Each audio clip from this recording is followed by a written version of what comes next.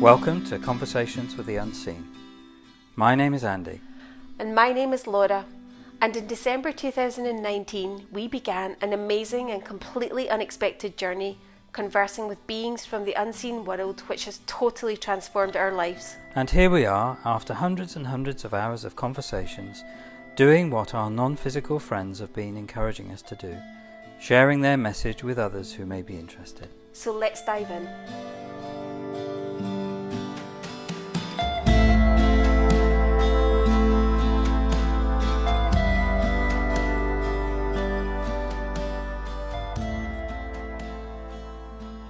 Hello, dear friends. Hello, Mexicans. Thank you for connecting in this way. We are honoured to be invited. It's your podcast. It is a co-creation. And so what would you like to share? We would share a question. And the question is, who or what is responsible for how you feel? And we would invite anyone listening to pause, to go inside, to explore the heart and the mind. It may not be a question that has ever been asked before for many. This could be a new exploration. Who or what is responsible for how you feel? And many would perhaps respond from the mind and say, well, of course, I am responsible for how I feel. And when examining what really happens, there is another perspective. There is a perspective that says, in order to feel how I want to feel, certain aspects of the world of form need to be a certain way. They need to be acceptable. Life in form needs to be a certain way in order to feel peaceful and satisfying. This is apparent in the words and actions of many humans, that they require something of others or of the world of form in order to feel peaceful. And this is an opportunity to raise one's awareness. And the advantage of having a raised awareness around this is that the human self can begin to notice where it is projecting an expectation onto apparent others, that they will meet some kind of standard in some aspect. It is sometimes the case that humans will expect their physical circumstances to be a certain way, their finances, their career or business, their home, whatever aspect it may be. And because of the nature of the world of form and its unpredictability, there can be many reasons that a human can point to as to why it does not feel how it would like to. And this is an opportunity for us to shine a light on what is really happening beyond what seems to be happening for the human self. And beyond the physical, there is, of course, energy.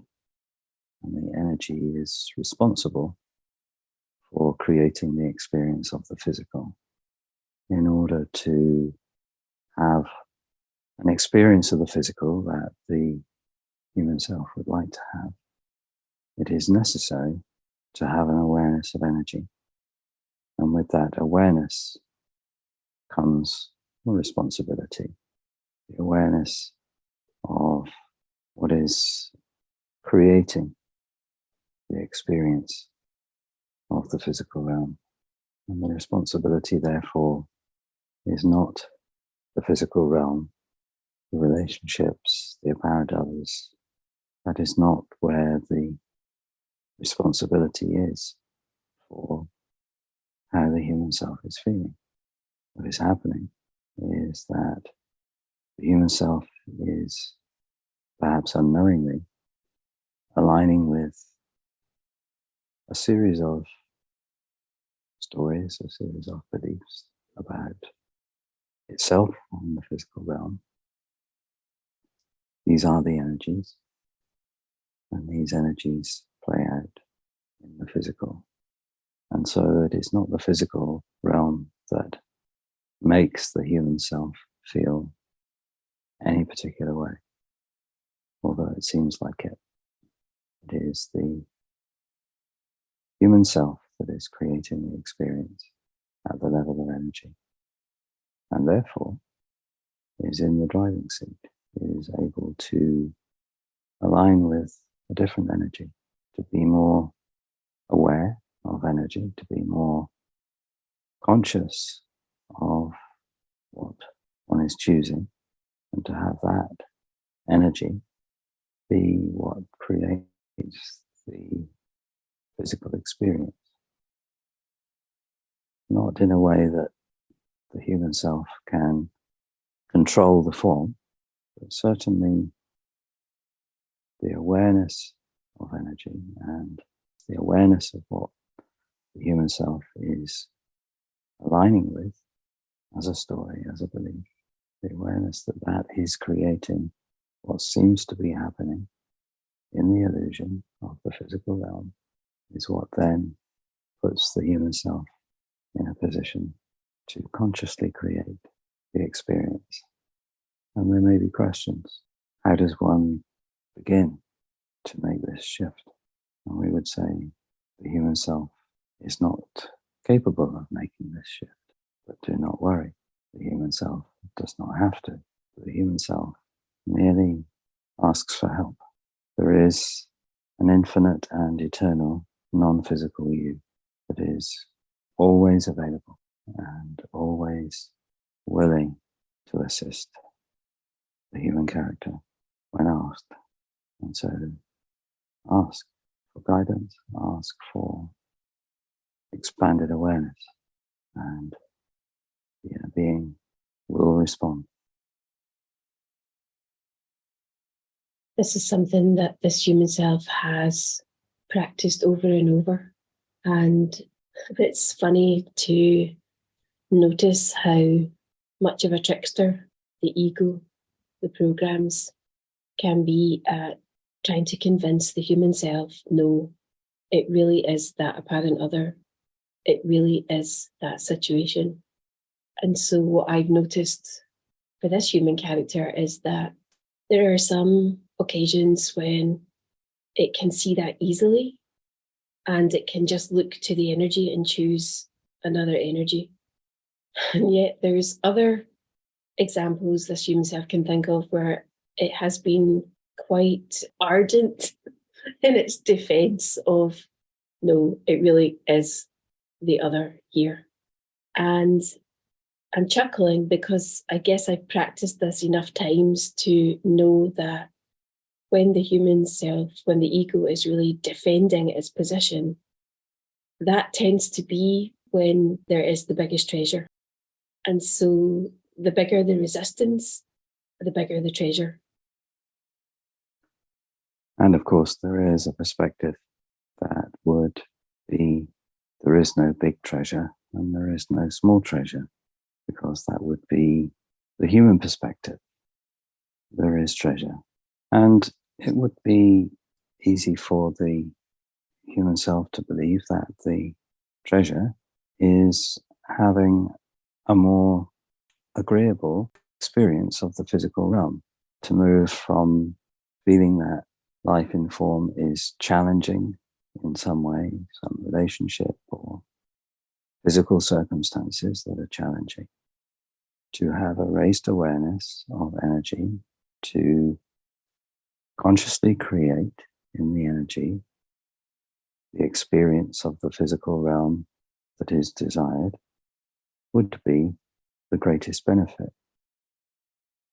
And of course, once again, greatest would be a human perspective, as measured by the inner being, which of course never measures.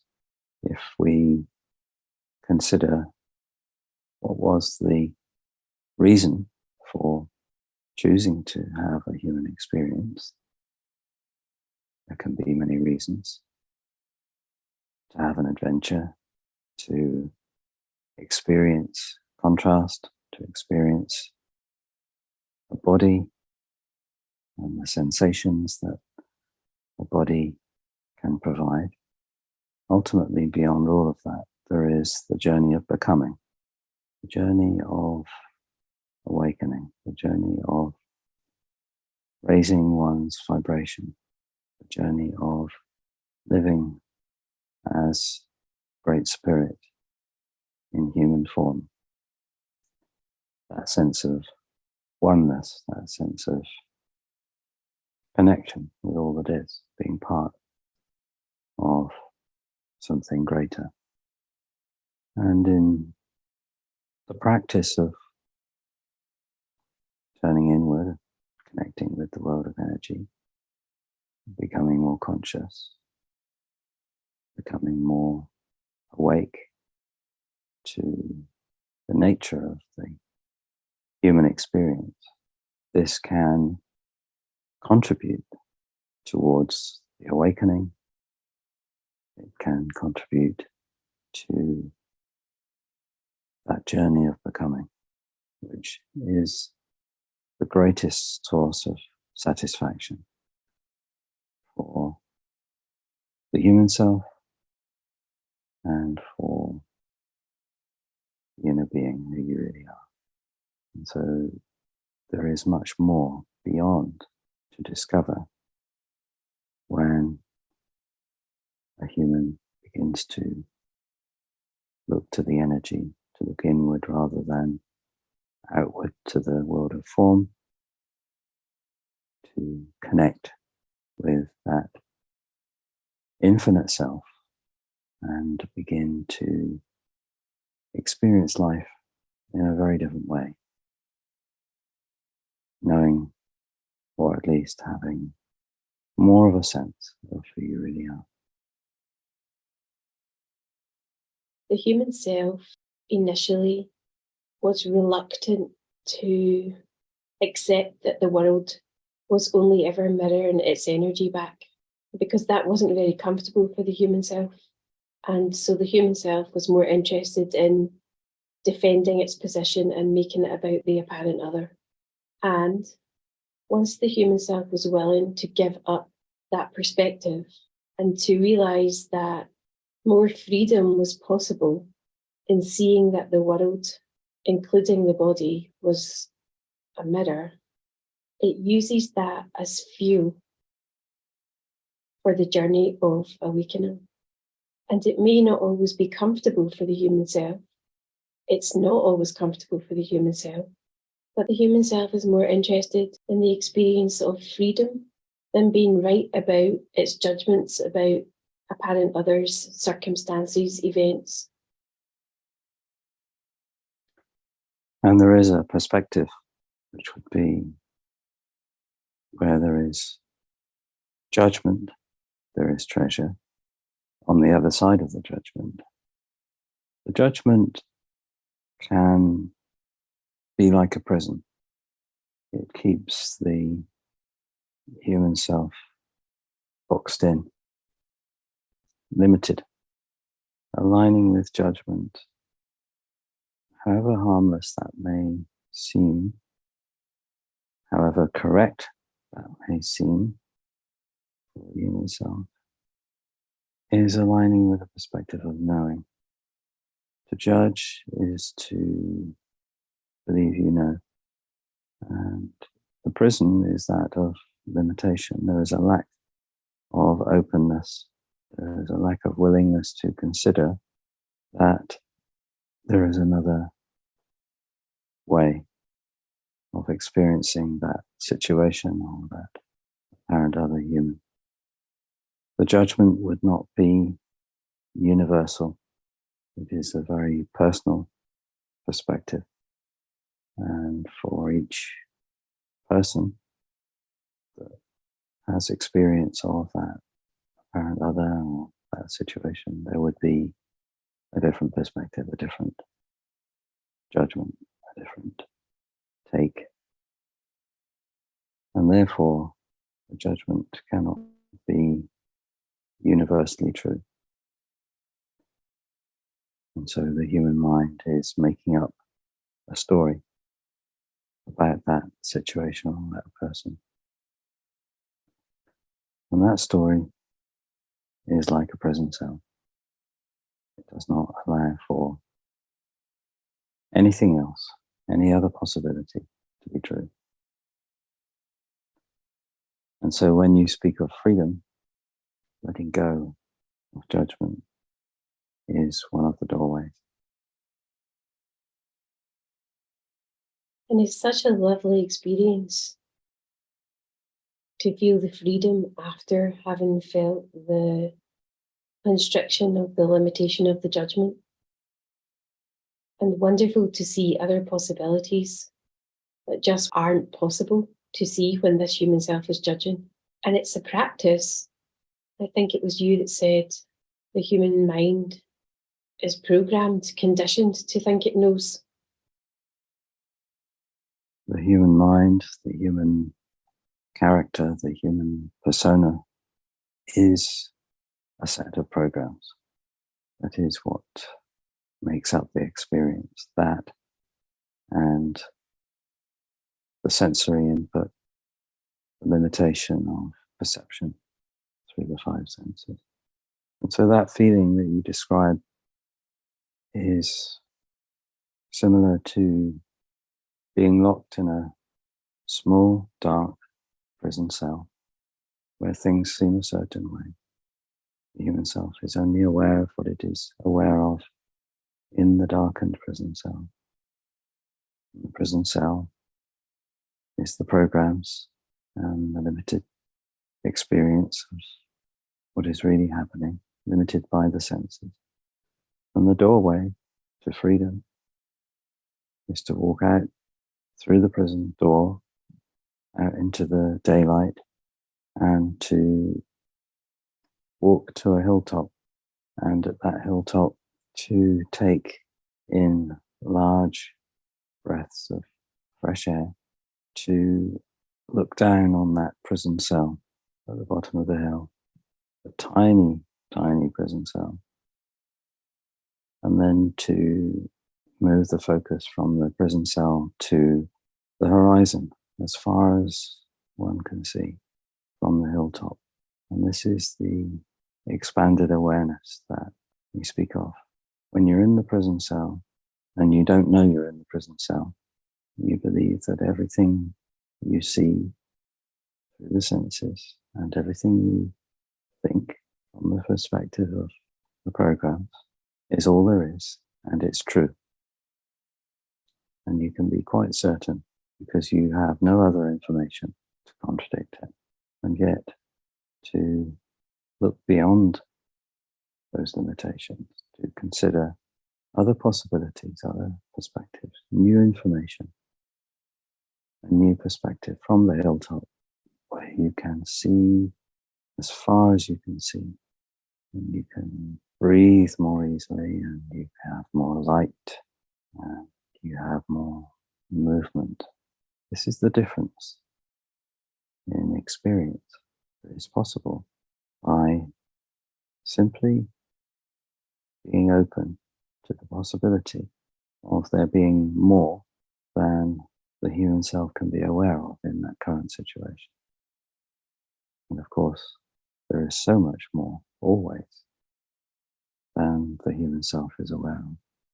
And so this is helpful to the human self to remember, because when there is judgment, the judgment is from a a perspective of thinking it knows, and it can be quite sure that it is right from its very limited perspective. That is perhaps understandable.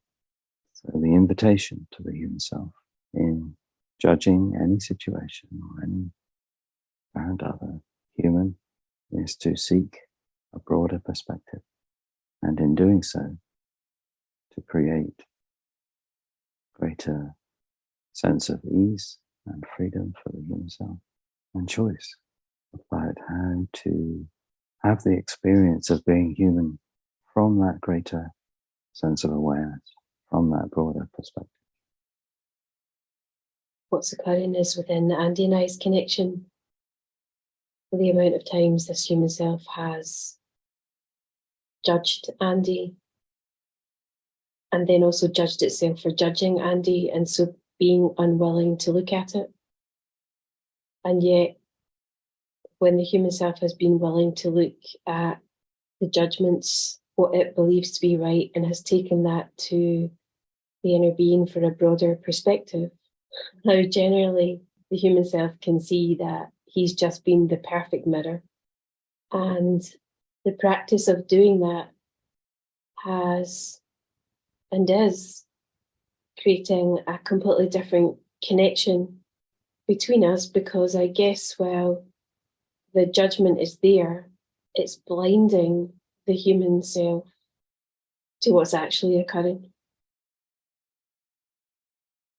And so the answer to that experience of feeling blind is to metaphorically open one's eyes, open one's energy eyes. The physical eyes are providing information into the human mind about a made-up reality, an upside-down reality,